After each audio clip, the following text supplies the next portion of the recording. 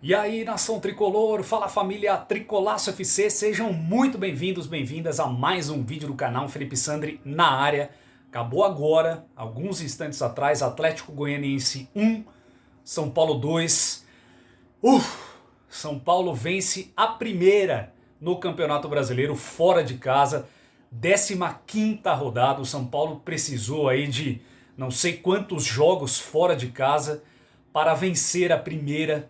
Finalmente vencemos e uma vitória, gente, importantíssima, uma vitória excepcional, uma vitória de muito peso para esse elenco, porque o Campeonato Brasileiro está cada vez mais achatado, o Campeonato Brasileiro está cada vez mais próximo. Os times, né, independente da zona que os times estão brigando, eles estão cada vez mais próximos um do outro. A zona do rebaixamento hoje pode começar a ir para 16, 17 pontos. Se o São Paulo não vencesse, ele ficaria com 3 pontos de repente da zona do rebaixamento. Ficaria numa situação muito complicada do ponto de vista da sequência do campeonato, do ponto de vista das demais competições que o São Paulo está jogando, e que bom está jogando. Mas pelo fato do São Paulo estar com o elenco mais curto, por conta de 6, 7, 8 desfalques que o São Paulo tem, ficaria muito complicado. A gente mal chegando no final do primeiro turno e o São Paulo já se aproximando da zona da degola. Então, graças a Deus, dessa vez o São Paulo venceu. O time não jogou bem, não foi aquele jogo que você realmente vê qualidade, vê desempenho, vê volume de jogo, vê chances criadas. Não foi isso, mas cara, eu não tô nem aí para esse tipo de situação. Desde que o projeto de treinador chamado Fernando Diniz treinou o São Paulo, eu não ligo mais para esses quesitos, né? Posse de bola, cruzamentos, chutes é importante, né? Mas posse de bola, cruzamentos, teve tantas chances criadas, tantos passes feitos. Eu tô cagando, né? Falando português claro que eu tô cagando para esses quesitos. O que importa é bola na rede e o São Paulo ganhou. É verdade que foi a duras penas no final, é verdade que a arbitragem desse Wagner Ribeiro, Wagner Way, não sei o nome dele direito, depois eu vou consultar para falar aqui melhor, mas o cara queria porque queria, vocês percebem, é sempre assim, né? Contra o São Paulo é sempre assim, né? O São Paulo sempre tem dificuldades, não só contra o adversário, contra a arbitragem também. Picotou o jogo, deu acréscimo além do que precisava. No final, na hora do apito final, ao invés dele simplesmente apitar, ainda o VAR foi analisar uma possível... O VAR não tinha que se meter em nada, não teve nenhum lance ali do Gabriel Neves, tudo normal. Só que, claro, contra o São Paulo eles sempre tentam achar um pelo em ovo para complicar a vida do São Paulo. Mas dessa vez não conseguiram. Não conseguiram mais uma vez e o São Paulo sai com a vitória por 2-1. Vamos analisar esse jogo, vamos falar dos destaques. Luciano, que jogaço do Luciano. Mas antes da gente entrar em todos os assuntos, quero muito pedir o seu like, deixa o seu joinha que é super importante pra gente. Ative o sininho aqui embaixo, né? Se você não é inscrito, claro, primeiro se inscreva e aí ative o sininho aqui embaixo para você receber sempre notificações de vídeos novos que a gente solta aqui.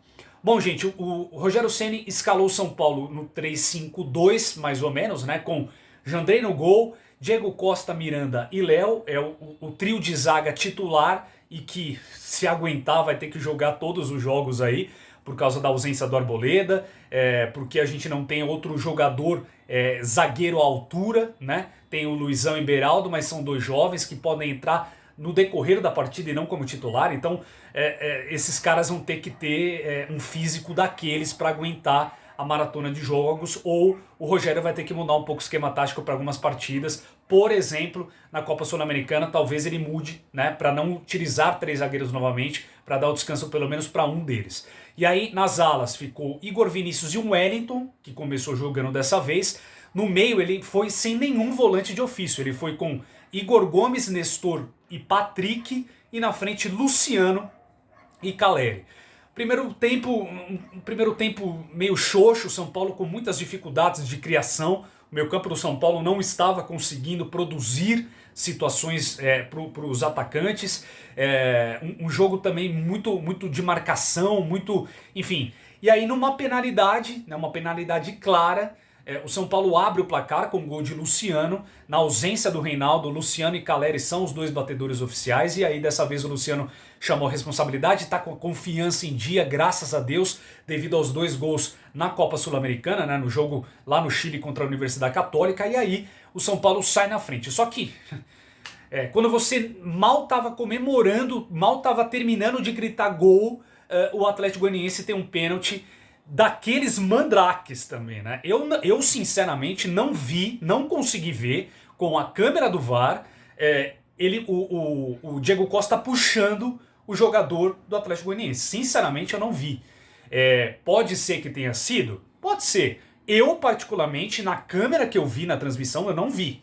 Eu não vi um puxão necessário para que o jogador caísse do jeito que ele caiu. E além do que, antes teve o lance do gol, né? Teve o gol na jogada, só que aí o juiz tinha apitado antes, já apitando o pênalti, só que aí o lance mostra de novo que poderia ter uma possibilidade de impedimento naquele lance, só que aí cadê o VAR? Cadê o VAR para mostrar que estava impedido ou não estava impedido? Não ia ter transparência? Não ia ter ao vivo, né, as linhas sendo traçadas? Ah, mas esse jogador que sofreu o pênalti talvez não participou. Ué, mas mostra que ele não participou. Mostra ele lá na imagem não participando do lance, não estando em impedimento, e aí deixa tudo às claras. Vocês percebem, gente, como é 2 pesos, 2 medidas? O VAR só funciona para alguns times, não funciona para outros. É muito complicado isso, né? Falta poder de bastidores para o São Paulo. Essa diretoria do São Paulo banana.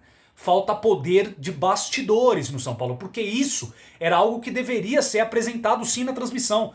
E aí a transmissão da Globo, né, gente, esse Kleber Machado, esse Salve Spinner, esses caras são nojentos, né? São nojentos. E aí eles jamais vão levantar alguma lebre a favor do São Paulo, jamais. Contra, eles levantam sempre. Sempre. O Kleber Machado, todo momento, estava levantando alguma lebre contra o São Paulo. É impressionante esse cara. E ninguém fala nada. Ninguém fala nada. Tá tudo normal. É inacreditável, gente. É contra tudo e contra todos sempre. Esse é o lema do São Paulo. Mas enfim, pênalti. E aí o jogador do Atlético Goianiense foi lá e fez. E aí fica aquele jogo esquisito, né? Você fala, cara, quando o São Paulo vai ganhar de novo? E aí o Rogério Ceni, a partir do intervalo, já faz as trocas, tira o Wellington, que foi muito mal, bota o Reinaldo no lugar dele, que melhorou pelo menos as jogadas de lado de campo, com o Reinaldo entrando. Coloca o Gabriel Neves, que no meu modo de entender já tinha que ter começado a jogar essa partida, e não o São Paulo jogar sem um volante de ofício. E aí tira o Patrick, que foi muito mal, não se achou em campo, não jogou bem. E o São Paulo começa a melhorar, começa a produzir mais.